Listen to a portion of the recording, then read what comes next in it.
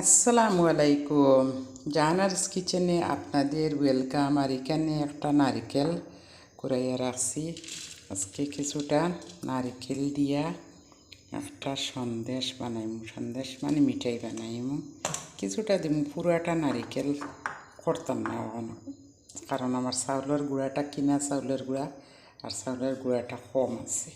এর লাগিয়ে আমি থোড়া করমু, দেখি কীরকম। আর এখানে তো গুড় রাখা, একটু দিয়া দিম গুড় দিয়া নারিকেলের পুরটারে রেডি করমু। চিনি দিতাম না, একটু ভাজি দিম। চুলাত যাই অন করিয়া ওখান চুলাতে বয়াই দিছি। আর আস্তে আস্তে করিয়া মিডিয়াম টু লো আছে বালা করিয়া এই পুরটা রেডি করে দিব। আপনারা চিনি দিয়ে চাইলেও করতে পারবা, আমি আজকে গুড় দিয়া করি। আর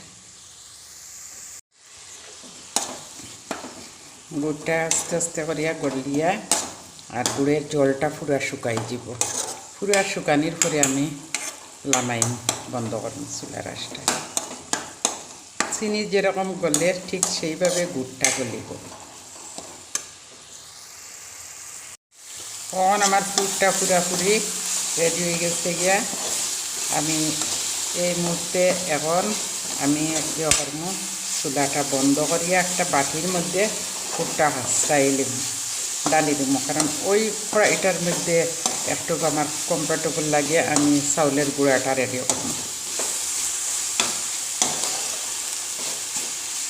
চুলার আঁচটা বন্ধ করে দিই।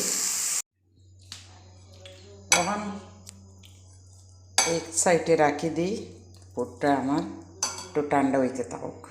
কড়াইটা পরিষ্কার করিয়া এই বাটি দিয়া পরিমাণ মতন এক বাটি জল দিম। আরও কিছু জল দিব, কারণ এটাতে এক বাটি পরিমাণ চাউলের গুঁড়া দিব। চাউলের গুঁড়াতে একটু জল লাগবো। আর দিয়া দিম কিছু লবণ, আর একটু দিয়া দিম লবণ। জলটা ফুটিয়ে উঠক। দেখুন জলটাই ফুটিয়া ফুরা উঠছে। আমি দিয়া দিম ওই চাউলের গুঁড়াটাই দিয়ে একটা সুন্দর ড তৈরি করব।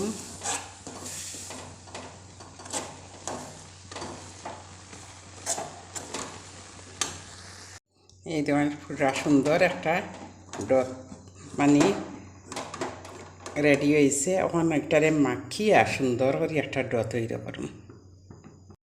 এখানে নামাইলাম, একটু গরম আছে, একটু ঠান্ডা হোক পরে আমি বেলা করে হাত দিয়ে মুতমু।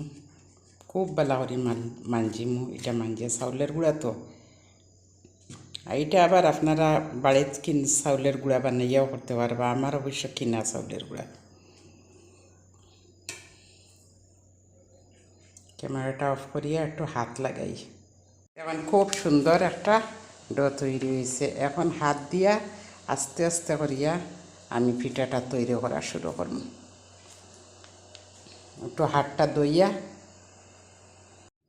এরকমভাবে মানে লিচে কাটিমো, কাটিয়া সুন্দর করিয়া মানে এরকমভাবে গাঁথা করিয়া এই ফুটটা ভরিমো। আমি একটু চাউলের গুঁড়া লাগবো,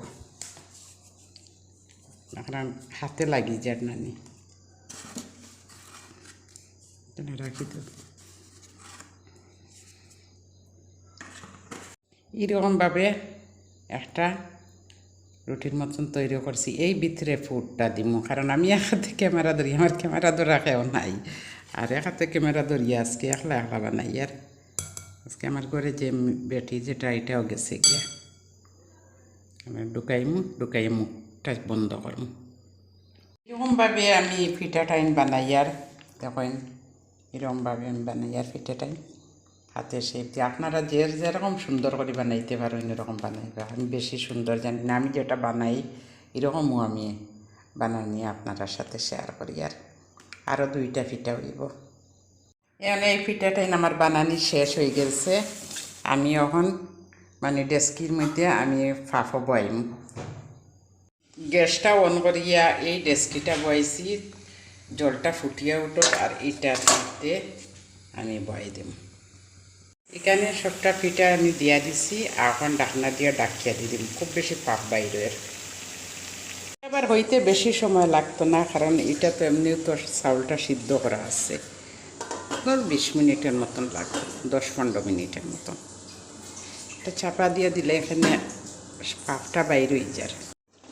এখন আমার পিঠা টাইম ফুরি হয়ে গেছে, আমি গ্যাসটা অফ করে লেছি। একটা দুইটা লামাইয়া আপনারা দেখাই। পিঠাটাই লামাইয়া আনলাম, আর এটা দুইটা আমি কদম ফুল বানাইলাম। কদম ফুল বানাইছি, এটা মানে বানানি আজকে প্রথম আমি বানাইছি। আমি একদিন আপনারা শেয়ার করবো এটা খেতে লাগে কীরকম বানাইছি। খুব রিসেন্ট তাড়াতাড়ি করি শেয়ার করবো কদম ফুলটা বানানি। এই দেখেন কদম ফুলটা, এটা আমি আপনার সাথে শেয়ার করব। আর এই তো পিঠাটা মজার পিঠা ভিতরটা যে মজা হয়েছে। এই দেখেন বিসমিল্লাহির রহমানির রহিম।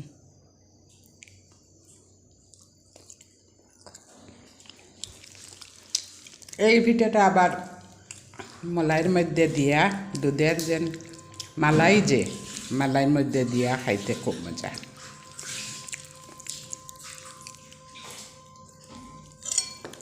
আর এটা কদম ফুল।